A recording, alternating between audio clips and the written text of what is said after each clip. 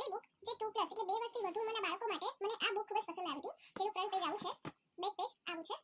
હવે બુક કાઢીને આપણે જોઈએ. અહીંયા પાછળ 3 સેલ ભરાવાના હોય છે. આપણે ભરી દઈએ. જો બુક ચાલુ થઈ જાય એટલે આવો અવાજ આવશે.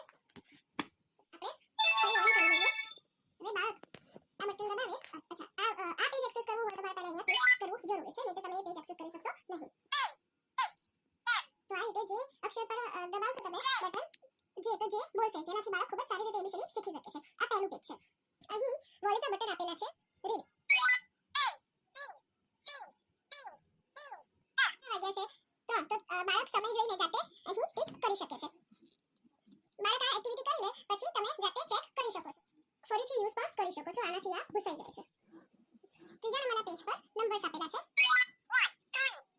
સામેના પેજ પર બાળક આ ગણશે કે આ કેટલા કપ છે, આ કેટલા છે અને સામે જોઈન કરશે. ધારો કે 6 છે તો બાળક આમ જોઈન કરી દેશે. ચોથા નંબરના પેજ પર બધા ફ્રૂટ્સના નામ આપેલા છે. સામેના પેજ પર વેજીટેબલ્સ અને ફ્રૂટ્સ મતલબ આમાં ઓળખવાનું છે કે આ છે, આ શું છે, વેજીટેબલ છે કે ફ્રૂટ. તો બાળક ફ્રૂટ હોય તો ફ્રૂટના મીનમાં રાખશે અને વેજીટેબલ હોય તો વેજીટેબલની બાસ્કેટ.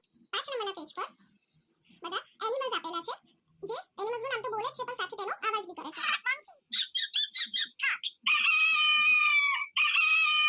તો બાળક તે પ્રાણીનો અવાજ પણ આમાં ઓળખી શકે છે. તેની સામેના પેજ પર અહીં ઉપર આ શું આપેલું છે, તો આ દવા છે. તો દવા આ ત્રણમાંથી કોણ આપે? તો બાળક કહેશે કે દવા મને નર્સ આપતી હોય છે. તો તેના પર આ રીતે ટિક કરી દેશે.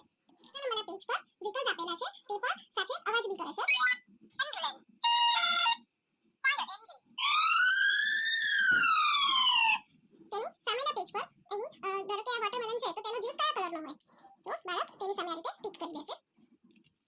7 નંબરના પેજ પર બધા રિલેટિવ્સના નામ આપેલા છે.